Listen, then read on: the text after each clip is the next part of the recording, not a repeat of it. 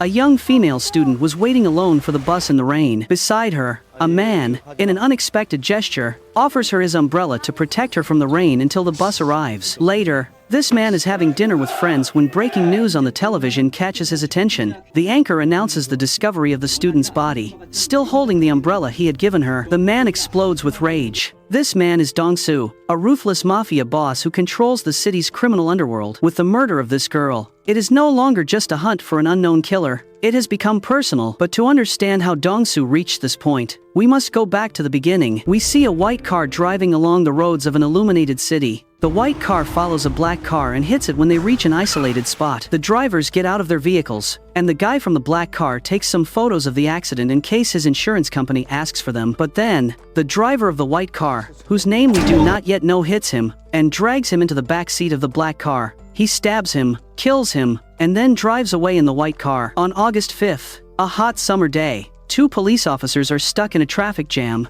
They are listening to the radio about the murder that occurred in the first scene. Since the traffic isn't moving, one of them, Tae-suk, gets out of the vehicle and walks toward a gambling den. The security guards try to stop him by bribing him. They put a wad of cash in his pocket, but Tae-suk doesn't like that and gives them a minor beating. Then, he proceeds to arrest a guy working behind the counter. The charge is illegal money exchange. Meanwhile, the mafia boss, Dong-soo, is practicing with a punching bag. Some of his men enter the room and tell him about the incident. Dong-soo first orders them to take down the punching bag. His men take down the bag and unzip it. A man has been trapped inside, bloody and beaten. Dong-soo then leaves the building and gets into a car. He has a driver, of course, and two other cars following him like a convoy. He calls someone at the police department and complains about the officer who raided his gambling den. He is paying this police director to prevent his men from doing such things and bothering him. Tae-suk makes the guy he arrested drive his motorcycle and take him to the crime scene. Tae-suk handcuffs him to the motorcycle and approaches the scene. In the background, you can see the guy turning the bike around to escape.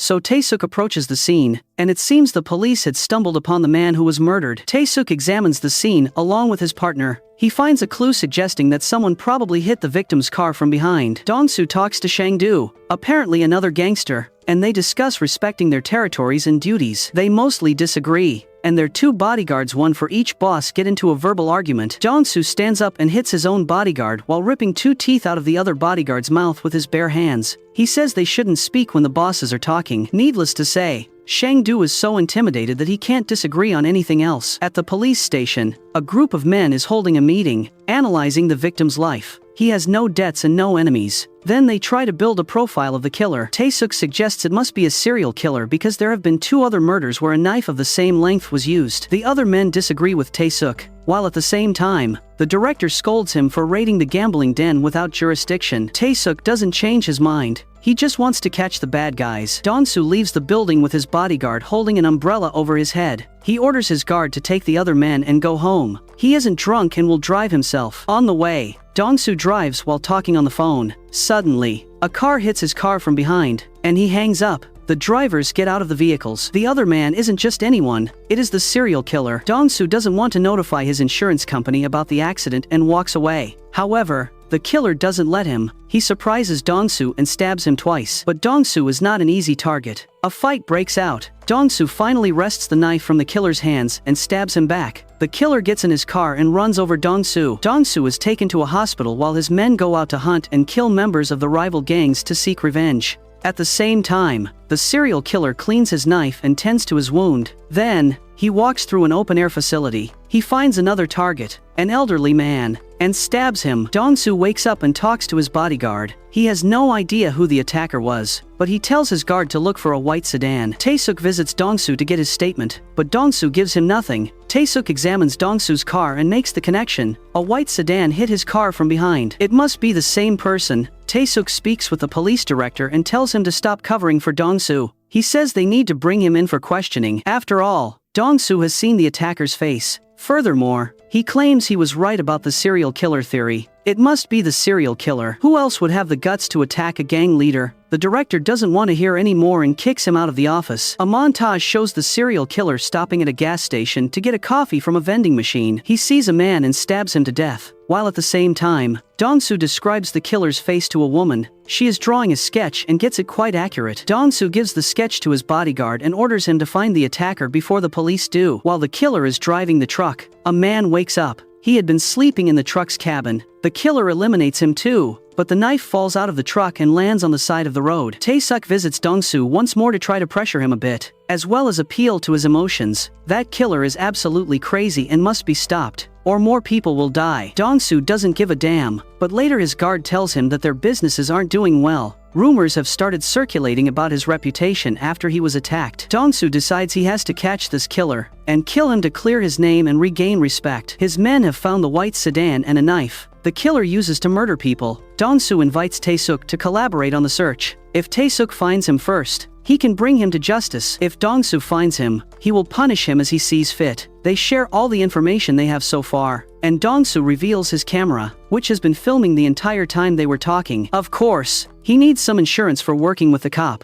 and so, the gangster and the cop are working together to catch the devil. The killer must be around 35 years old, and kills exclusively at night. Tae-suk shares the secret with his partner and another officer, telling them they will help the gangsters find the killer and then arrest him. Dong-soo tells Oh-song, his guard, that they will let the cops help them, and once they find the killer, they will get rid of them. Dong-soo complicates the case a little more. He orders a hit on Shan-do, and the assassin uses the serial killer's knife. Not only that, but he also leaves it right there for the police to find. When forensics examine it, they find genetic information, connecting it to the previous murders at the gas station. Tae-suk solves the puzzle and understands that Dong-soo got rid of Shang-do in a way that would trick the police into thinking the serial killer did it. Tae-suk visits Dong-soo, and they have a fight, but he can't do much about it. The news reports on Shan-do's death. A new team is formed at the police department to help with the investigation. The real serial killer is watching the news at a restaurant and hums to himself, "I didn't do that." A young man hears him and looks at him in fear. The killer gets up and leaves. On his way out, he pats the young man on the shoulder. At Shang-do's funeral, the serial killer is sitting in the crowd watching Dong-soo. He approaches Shang-do's bodyguard and hands him a note that says, "Shang-do was killed with my knife, but not by me." The note points the finger at Dong-soo. Dong-soo and Tae-suk are now examining the white sedan more closely and find a bloodstain under the steering wheel. That could potentially lead to the killer's identity. Suddenly, a group of men attacks them. It is Shang-do's men. A big fight breaks out, and the two manage to beat them. Later, Tae-suk and his partners get a lead on the serial killer, and they actually get to see him with their own eyes. They chase him through the streets, but he manages to evade them. They discover a place where the killer ate and drank. They start looking for the bottle he drank from and visit a factory where empty bottles are returned for recycling. They also bring the forensic team with them to try to get new clues or evidence.